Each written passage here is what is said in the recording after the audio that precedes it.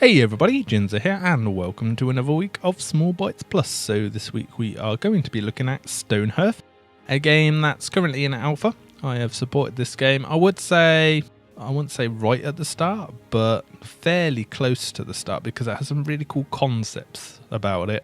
And it does stuff quite differently to what other games of the similar kind of genre do. So at its core, it's basically a town management game. You get little villagers, you tell them what to do, you tell them to build buildings, you assign them jobs to do. So everything's done through them doing different actions. We'll start off with a new game, and I will just jump into how it starts, and then we'll jump into one of the worlds that I have been playing quite a bit of, just to show you sort of more what the late game's like. So there's two different races. They have some different stats to them, but obviously a lot of it is different aesthetics, as you can see. So you have the Ascendancy, which are kind of like your bog standard little villagers, and then you have raised children, which are very deserty type people. So we'll go with raised children. And you currently have two different biomes. So the biomes basically offer a different play style. You're going to have to, depending on what one you choose, you're going to have to do stuff differently. So where the temperate one's a lot of forest, you're probably going to be building a lot of stuff out of wood. But in the desert, there's not as many trees, not as much water, not as many plants. So you're going to probably have to build stuff maybe out of clay or stone. So it just offers a slightly different play style to it. So we go with desert, and then there are currently three different settings. So peaceful is just basically, as you can see, a sandbox. There not much happens, it's just building your town. You don't have to worry about anything.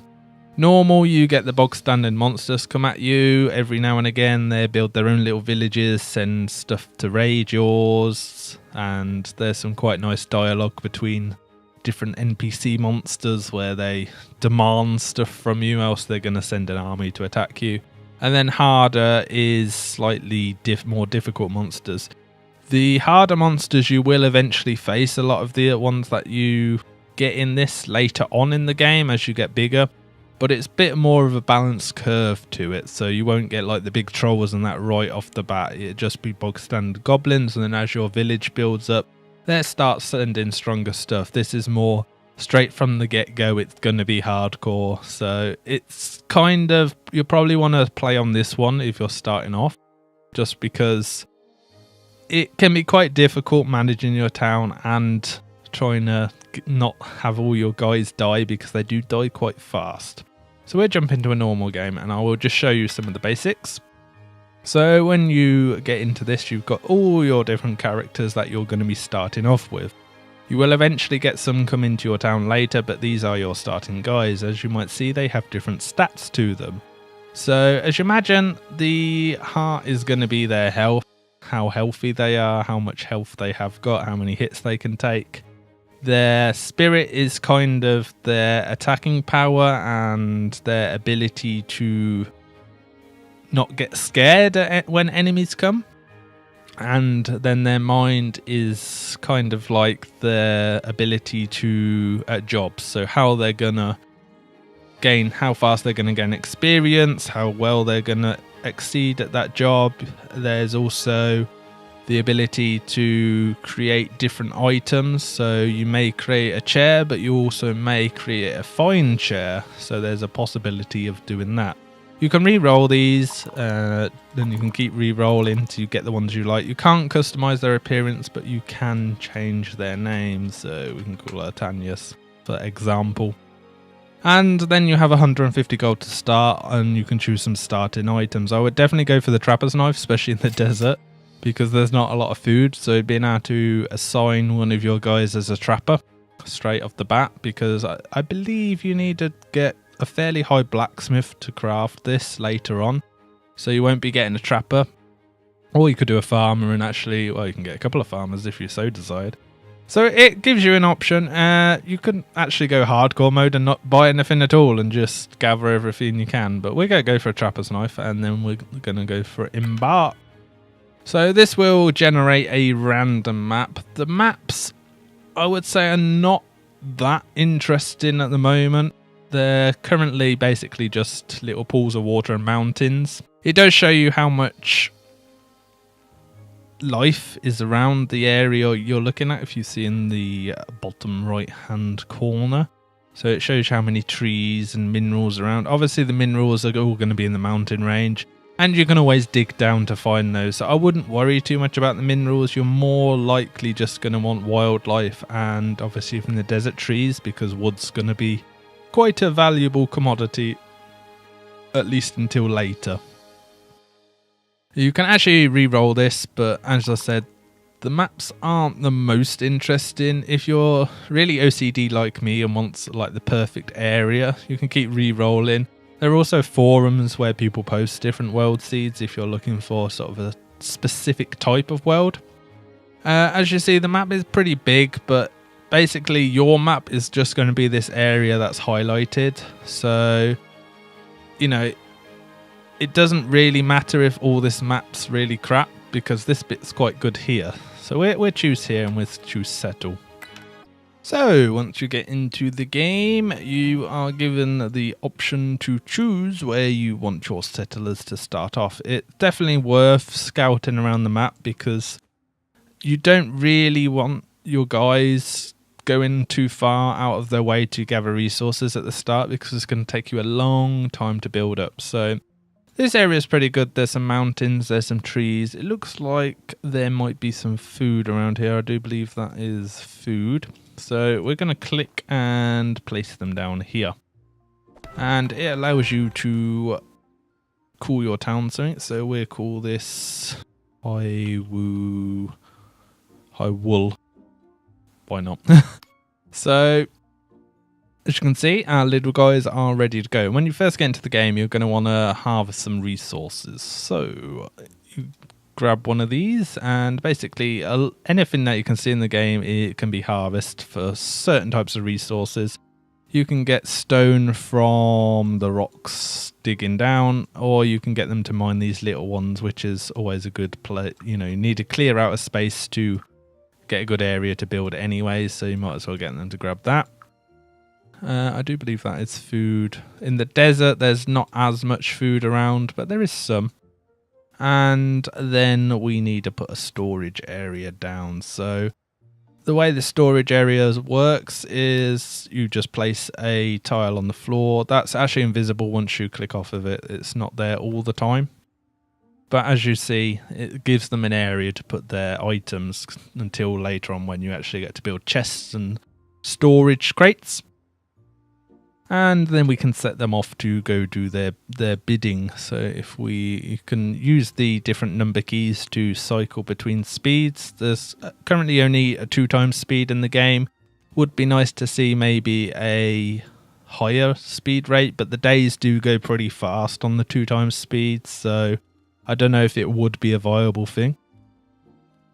And then we have this menu here, which is basically what they're all doing. So you can customize what they do. So if you just want someone hauling items back and forth all the time, you can do that. If you just want someone to be mining, and clicking on them, you can also get more information about the character. So it shows you a detailed what their health is. So you can see this Zansardis has 127 health. And she's also currently got a worker's hammer equipped. You can also see their job abilities. If they're assigned special or unique jobs, they do get abilities as they level up. I think there's 6 levels per job, and it will give them different benefits depending on what type of job it is.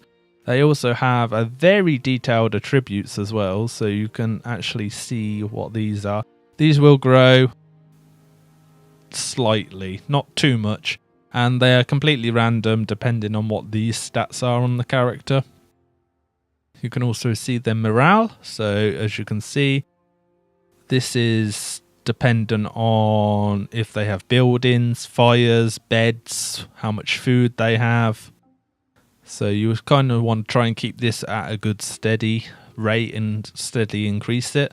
And then you can also see their backpack, which is basically the items they're carrying. So let's actually pause that outside. We're going to wait the day away. So we're actually going to promote someone because we have someone as a trapper. So we want someone that's fairly balanced. So I kind of like this person. She has good spirit and good mind. So she'll be able to befriend animals, and she can bring more animals into the village then. So we can go change jobs, and then we can select as a trapper.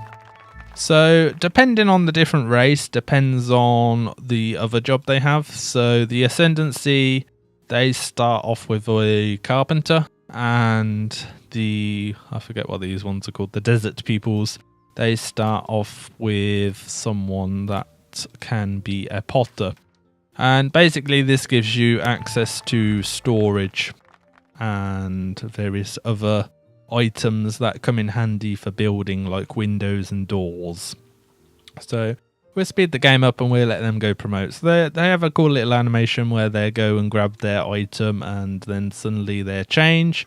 So when they actually have different jobs, as you can see, they actually automatically change their uniform, which is quite nice. So it gives you you can distinguish a bit better what different jobs they have. So we're going to set up an area here for our trapper. You can set a fairly big area, but it's not really necessary. She just needs a big enough area to basically put traps down, and she'll gradually catch animals and then bring the food over here, and then our guys can eat the food. So as you saw there, you actually get random events happen as well. So the random events differ, and they have quite a nice different variety of events that happen. So each day you're probably going to get different traders come to your town. Some will just want to sell wares for gold, and you can sell them stuff as well to get gold. And some also will want to trade. So we have an Iska agent approaches. So this is your starting guy. Basically, the quest is to try and get your town big enough to build certain items to get what they call township. And this is one of their little, I guess, ambassadors. And he's going to give us some, as you can see, he dropped it by the flag. He gave us some stuff just to help us out. So he gave us some food and that just to help us as we get started. So as you can see, we got some basic buildings here that we can put down. There's a pottery studio. I guess that'd be quite handy because you have a potter. It shows you the different resources that you need. Obviously, we don't have a lot of these at the moment because we haven't got our potter actually going yet. We probably need to do a bit of digging and mining as well to get him started so we can actually start making this and level up. And you can basically put these down anywhere you want in the world. So you can see you can just move it all around. It moves quite fluidly. And you can also rotate them. So we could put that there if we so desired. So you can also build your own buildings. So you can design them entirely from scratch. So we'd start off with a foundation, and you're free to build whatever you so desire. So basically your mind is the limit. And you can get really creative with this and build some really interesting things. So foundations serve as a place for walls to automatically go up around them. The pathing of the walls can get a bit nuts if you do start doing stuff really crazy, so too many outcrops. It does have a bit of a hard time sometimes, not all the time, sometimes distinguishing where to put the walls. So it seemed to be alright with that one. But you can also build custom walls, so you can build shapes yourself out of these types of walls instead. The reason you need to build these special designated walls is because it won't put doors on if you say you can use just like basic blocks like this. If you were to build walls entirely out of this, I don't think it does unless they changed it. They have updated it recently. I don't think they have though. So if we go just make a really tall one, you can also hold and drag if you really wanted to. So let's put that up and let's see if, I don't think they've changed it. No. So you can only actually put doors and windows on the proper walls, so either the solo build ones or the ones that automatically follow foundations. But it's not too bad. I mean, like I said, most of the time it does do what you want it to do. It's just sometimes if you've got really weird shapes with loads of tiny little outcrops, sometimes it can mess up the pathing of that. But they have, I know they did update it. I don't think it was quite recently, but since I last played it, so they've made this whole building process a bit more fluid. You can also add extra floors, so if you really wanted to build a really massive tall building, you can. And let's actually undo that just so we can put a roof on. And they also have different roofings. The desert roofings work a lot better than the pointed one. I'm not going to do a pointed one because it may make the game crash. Bog standard square buildings or even buildings that just have little outcrops, the pointed roofs work okay. They're not too bad. But when you start getting crazy shapes like this, it does struggle sometimes to decide where it wants the roof to go and can make the game crash. That's probably a bit of a problem that I'd like to see them work out. They have made it better since, but I have encountered some problems in my other town where I've struggled to put pointed roofs on. But being as it's just a roof, you can actually build it yourself out of these bog standard blocks to make it work a lot better if you really wanted to. Obviously that's going to take a lot longer, but it does give you the option to get a bit more creative with it, because sometimes the way the computer decides where it's going to put the roof, it can mess up how it looks, so you can do that. And you also have a lot of different decorations, but we currently don't have any made, so it won't actually show up. And of course you have furniture as well.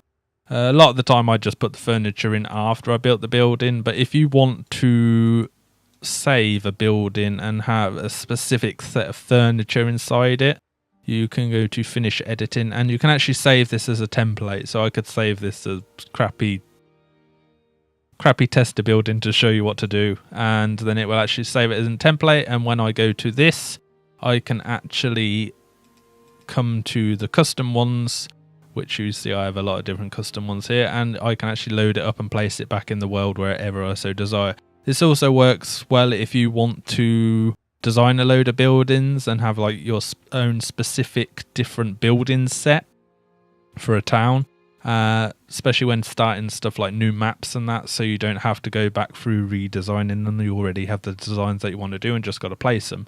So if we actually go to this one, so we click start building. We don't have all the required materials for it, but they kind of start building it as they get the materials. The jobs work as follows. So if we go to this little anvil sign, it shows you all the different current jobs that you have or haven't actually unlocked, but the ones that can actually craft stuff. And you've got these quite nice little menus. Anything highlighted is stuff that you can currently craft. As you can see, we actually need a pot of kiln, so we order one of those up, but we haven't got any clay. And the white ones are ones that basically you need to start getting your little guide to make stuff to level up. And once they level up, they unlock new stuff to build. Within the different jobs, I would say there's a decent enough amount to keep you interested at the moment, which is not too bad. So let's actually get out of this world and I'll jump into my other big crazy one that I have a lot more going on, so we can actually show you just sort of some of the possibilities, and then we'll talk about some of the bad points of this. Okay guys, so this is one of the little villages I've currently been working on. It's a bit of a mess at the moment. I have the most crazy storage area just where they're kind of dumping stuff, because I'm kind of focusing on getting buildings where I want them. So a lot of these buildings are actually custom buildings. I also made my own custom market stalls. These little market stalls are actually ones that you can build in game, and they can actually summon traders. The traders are really mainly only for selling stuff too. They currently only seem to stock some stone and some wood, and I mean it's not even a lot, it's like 1 to 10, so they're not really that great. They're better off just to sell stuff to. And I have quite a few villagers at the moment, so I have 27, and we have all different jobs going on, so there is a lot to be managing.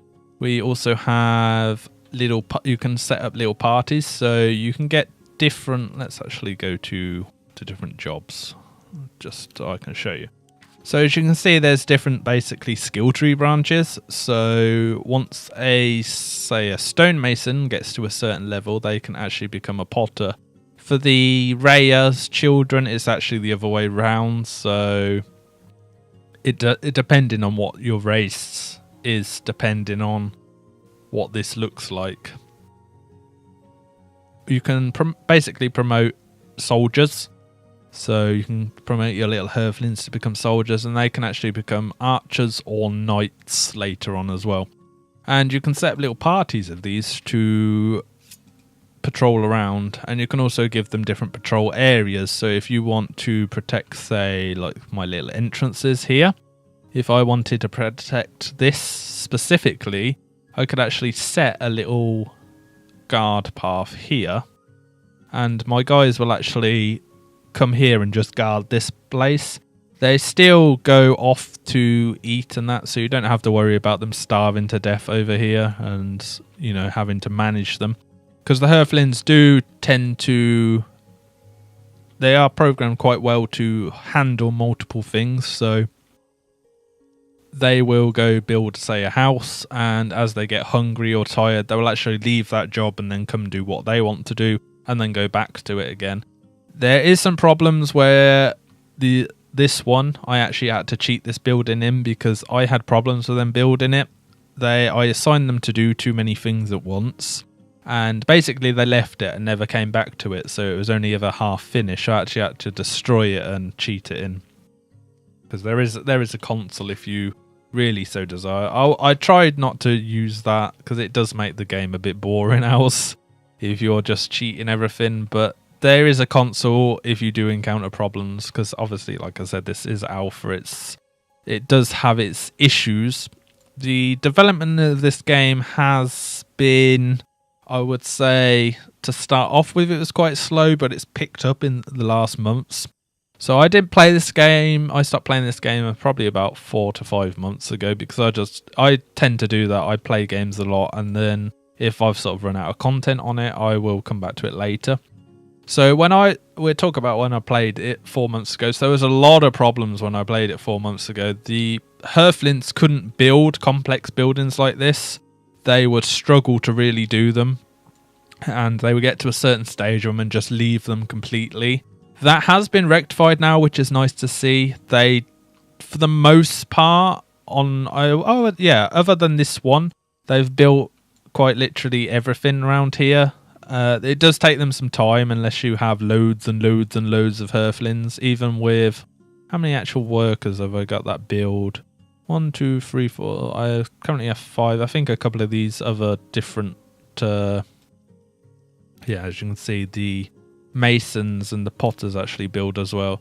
But as you see, depending on their different jobs, they actually lose the ability to do certain things. So sometimes they could be stood around doing nothing if you haven't got them working on stuff. So I would watch out assigning stuff to do too much, else you may struggle getting your buildings done. But yeah, even with that many builders, they still take, I would say, a good few days to actually build stuff up, providing you have the resources. So as you can see, they're currently working on a windmill I designed over here. I'll let them get to business and you can actually see them go at it. So actually, let's close this down so you can actually see it without the... Oh, wait a minute, the game's saving. It does auto-save, but I would recommend if saving manually every now and again, just in case, because, yeah, as I said, there was problems with this game. I'll leave it here so you can watch them as I ramble on. So there was problems with this game and then building a lot of stuff. You'd get a lot of random crashes that come up. The crashes are quite funny in this game because they splurt a load of jargon out, and a lot of the time you don't really know why the game has crashed. It just decided to crash on you. That still does, you still do get the pop-ups, but it doesn't seem to crash the game as much now. So before it was actually completely shutting the game off and you won't be able to do it, it'll lock it up. Now you sort of get an error saying, oh, something's gone wrong, but then the game still seems to work fine, which is nice, but I would like them to see them actually fix all these errors. They do seem to be adding more content in. So once we'll just keep watching those. So they have added more content in the variety of enemies. They also add a couple new jobs, but instead of that, I'd rather see them focus on fixing what's already here and then building upon that later. The water mechanics in this game, I would like to cut some of this off to let the water flow through and have like little rivers, but unfortunately the water in this game as well is another thing that doesn't work very well. The game freaks out, it crashes. There's certain things in this game that, you know, I would like to see fixed, and I would say it's quite high priority, especially for the world. So once you actually start off and get your town going, you will actually get enemies spawn. So these ones actually don't have the ability to break through walls, but you do get the trolls, which can break through the walls. And these will spawn randomly. They don't spawn right in your town, but they will spawn around it. And they will actually attack you and come at your town and try and kill your townsfolk. Some of them are more interested in stealing your resources. So sometimes you get thieves and they come and nick stuff and take it back. There are also story ones, little camps that pop up. So originally here there was a little camp of all different goblin huts and stuff. And you get little dialogues like pop up like this thing does. This is just your daily to say, can you get a new villager? No, we can't because we don't have enough food. And then we have a supply cart as well. So you get little stuff like that pop up, and there'll be like goblins that say, oh, I want so and so else. I'm going to come and kill all your guys. And then you have to sort of have a choice of whether you want to destroy them, which is quite nice. It definitely breaks up the game and gives it something a bit more interesting. But I'd say at the moment, one of the problems is once you get to a stage where you have a good party of heroes that can destroy stuff. So we currently have, what do we have? I think we have 2 knights, an archer, a cleric, and then some footmen. So actually, let's bring up one of those just so I can show you about the job abilities. So if we go to the more info about the archer. So, oh, don't freak out on me, game. All right, there we go. So we go to job abilities. You see as she's leveled up, she's actually gained a bit different abilities. You don't have really any control over how they use those abilities because it's totally random. They do their own thing. And that's kind of what it is. You're more like gods saying, build this building, and they go build it. But they're still going to do what they want to do. But I would say once you get into the later game, the enemies do become a bit more of an annoyance rather than something fun and exciting because they don't really drop any good loot.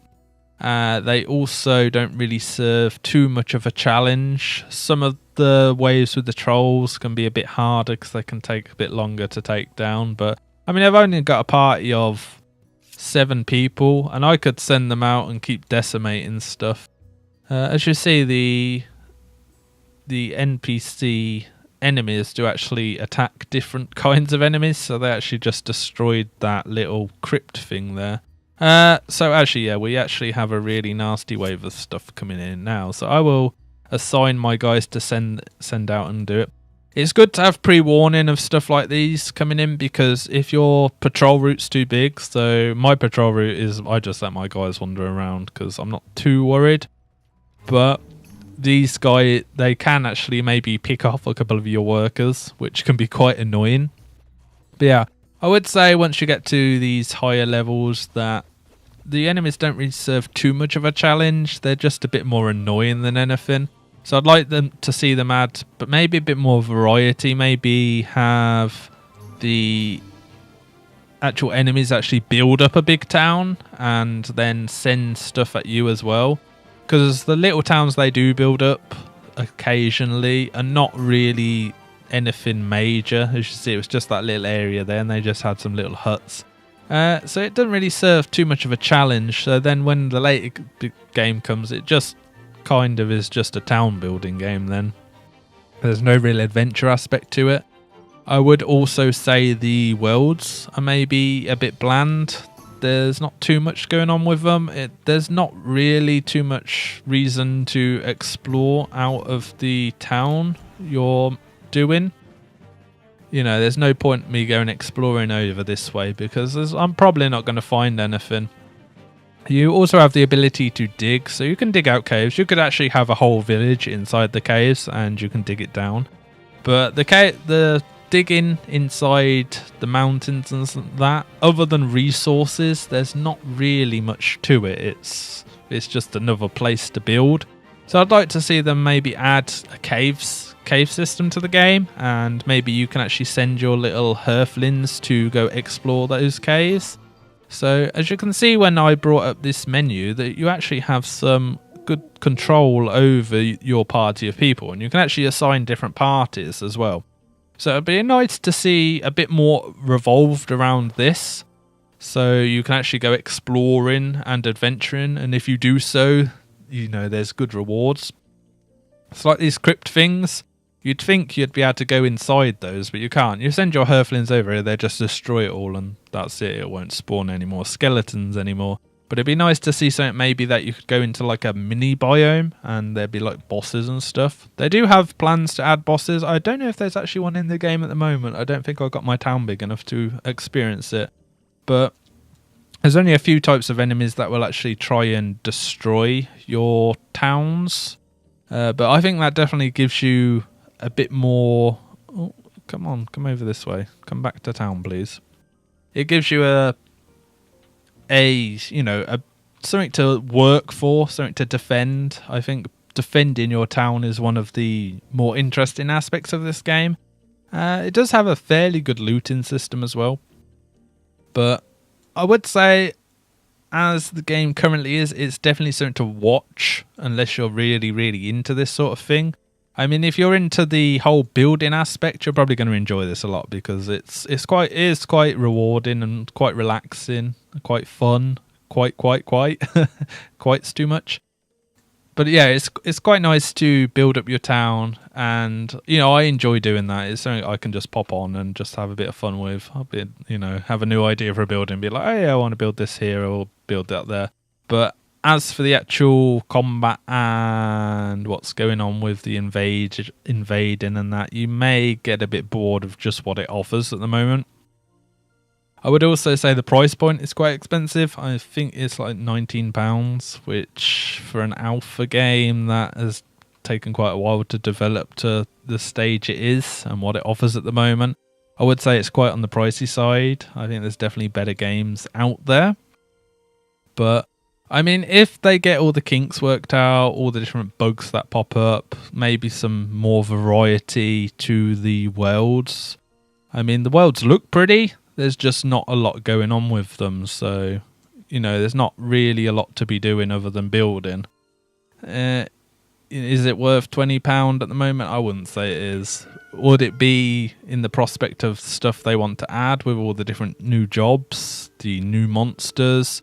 If they had maybe a bit more exploration, maybe a way to move a sort of party of exploration Hearthlings out to a different kind of biome, or maybe you can dig down and get to different biomes, or maybe have some kind of transport system that takes you to different biomes. I'd think that would make the game a lot more interesting than it currently is. But like I said, no game really does this whole build. You can get them to build whatever you want. You feel like a bit of a god of creation, getting them to build all these complex and crazy buildings and building your own town from scratch rather than just what they have assigned. So that aspect's really good. It's definitely improved a lot since I played this previously, which is nice to see that the devs are a bit more active doing this, and I definitely would recommend supporting the game. Maybe not purchasing it straight off the bat, maybe wait till it goes into beta and then see where the game's headed then. But as a concept and as what's currently here, I'm quite enjoying it. But like I said, I don't think it's worth what it is currently unless you're really willing to pay for a game because, you know, we've seen it before, guys. A lot of these games, they have all these cool mechanics and that, and then the developers stop developing them, and then that's all there is to the game anymore. I've seen it too many times on Steam, so I definitely would err on the side of caution. Like I said, the developers in the last few months definitely have pulled out all the stops and started adding new stuff. Because when I played it before, there was only like the little goblins. They've added a lot of different crypts. They've added big stone golems. They've added different variety of goblins, trolls and wolves and all this sorts of different things. So they have been adding quite a bit. I think they've even added, I believe, what was it? There was a job that wasn't here before. Oh yeah, the herbalist and the cleric. And the different branches of the footman, yeah. So that. Oh yeah, and the engineer. So they have added some new stuff. I just do think they need to focus more on the bugs that are currently in the game. Just with the bugs we're building. Like I said previously, the building has got better, but it's still not perfect. It would be nice to see some more items to put in your houses. There are a fair few, but it does still feel fairly limited, and houses do feel a bit samey in this inside. Because I do like to, I'm all about doing aesthetics, so making stuff look like it belongs, and it's a bit hard when you have limited stuff. But like I said, alpha is alpha, so I still support this game. So I definitely would recommend putting it on your list of games to keep an eye out for, and definitely check it out when it comes out of alpha stage and see where it is then before deciding to buy it. Unless, like I said, you're really into the building stuff, then you're probably still going to enjoy this regardless. So yeah, this was Small Bytes Plus and a look at Stonehearth Alpha. There's a lot more to it, this game, and I could probably ramble on about this game for hours and hours and hours and hours and hours, but I'm not going to keep you guys. I'll just kind of give you the basic gist of what's going on with this game and the basic mechanics and what it offers. So I hope you enjoyed it, and I will see you next week for some other random game, indie or not, I don't know, that I really enjoy and want to show you guys. So you know what to do. Like and subscribe, and I will see you next week. Bye bye.